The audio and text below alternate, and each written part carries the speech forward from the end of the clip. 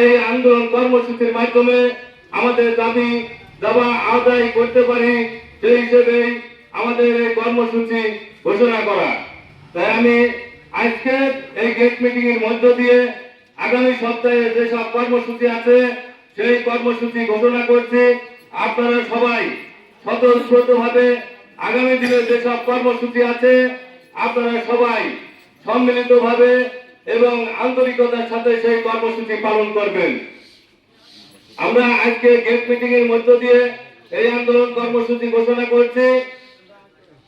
21 তারিখে মঙ্গলবার 9 ঘটিকায় বিক্ষোভ মিছিল এবং 10টা থেকে দুপুর 12টা পর্যন্ত কর্মবিরতি আমরা ঘোষণা করছি আগামীকালের।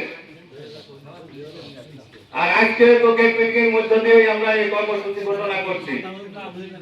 22 তারিখ রোজ বুধবার 9 ঘটিকায় বিক্ষোভ মিছিল এবং 10 ঘটিকা হইতে 2 ঘটিকা পর্যন্ত দুপুর 2টা পর্যন্ত কর্মবিরতি পালন করব আমরা 4 ঘন্টা। 23 তারিখে রোজ বৃহস্পতিবার স্ব কর্মস্থলে সকাল 8 ঘটিকা হইতে পূর্ণ দিবস আমরা কর্মবিরতি পালন করব।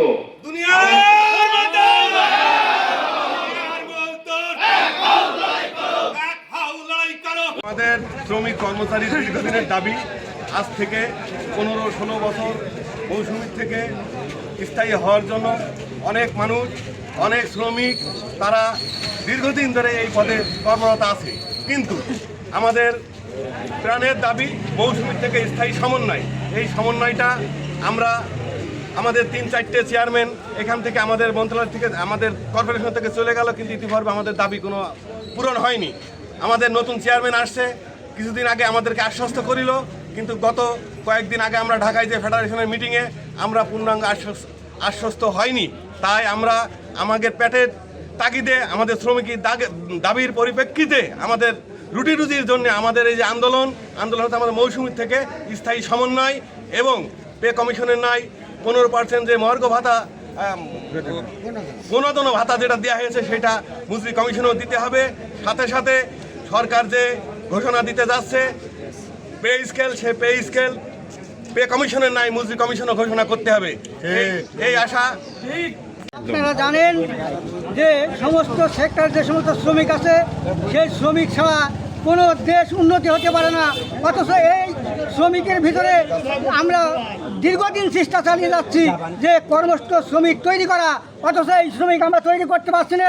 দীর্ঘদিন চুক্তিভিত্তিক থাকার কারণে, তাদেরকে অ্যাপার্টমেন্ট না দেওয়ার কারণে তাদেরকে প্রমোশন দেওয়া হচ্ছে না, প্রমোশন দিতে পারছি না। যারা রিটায়ার্ড করছে বাধ্যতামূলক তাদেরকে চুক্তিভিত্তিক রাখা হচ্ছে। আর এই বিষয়টা সরকারের কাছে আমরা বিনীত অনুরোধ করছি যাতে অতি দ্রুত এই চুক্তিভিত্তিক থেকে সমন্বয় করা হয়। আর 15% প্রণোদনা যেটা পে কমিশন যাদের পাওয়ার কথা না তারা পেয়ে গেল, অথচ ওয়েজেস কমিশনকে এখনও দেওয়া হয়নি। আমরা তার জন্য চেষ্টা করছি। আর একটা বিষয় যে আপনারা সবাই জানেন যে যে দেশের শ্রমিকরা না খেয়ে থাকে সে দেশ কোনোদিন উন্নতি হতে পারে না, করা সম্ভব না। যে দেশের শ্রমিক ভালো থাকবে সে দেশে ভালো থাকবে ইনশাআল্লাহ। আর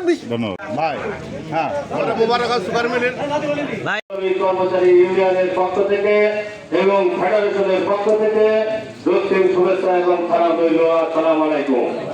প্রিয় 15 বছর ধরে এই মুবারকবাদ শিকার সুগার মিলে কোনো স্থায়ীভাবে কোনো নিয়োগ দেওয়া হয় নাই। বাংলাদেশ সিনিয়র খাদ্য শিল্প কর্পোরেশনের যেসব প্রতিশ্রুতি আছে সেই কর্মসূচি ঘোষণা করছি। আপনারা সবাই প্রণোদনার ব্যাপারে ফেডারেশন ভিত্তিক আমরা কঠিনভাবে তাদেরকে আলটিমেটাম দিয়ে সমন্বয় করতে হবে, সমন্বয়ের ভিত্তিতে নিয়োগ দিতে হবে যাতে আমরা এই প্রতিষ্ঠান সুন্দরভাবে সুষ্ঠুভাবে আমরা ফেডারেশন ভিত্তিক কর্মসূচি দিয়েছি।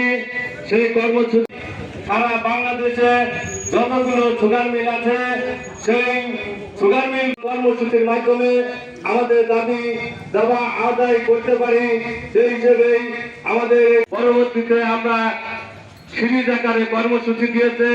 সেই কর্মসূচিতে আপনারা সার্বিক বিষয়ে আমরা এই আন্দোলনের ভিতরেই একে রাখা এবং যেটি করে আমরা দাবি করেছি যে কমিশনের আমাদের এই সমন্বয় ভিত্তিক নিয়োগের জন্য যা যা করার দরকার আমরা ঘোষণা করা হবে।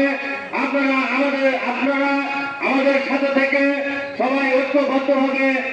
এর ভিতরে এই মুবারকগঞ্জ চিনিকল সহ সারা বাংলাদেশে দীর্ঘায়ু মঙ্গল কামনা করে আমি আমার সংক্ষিপ্ত কথা শেষ করছি। আল্লাহ হাফেজ, সকলকে ধন্যবাদ।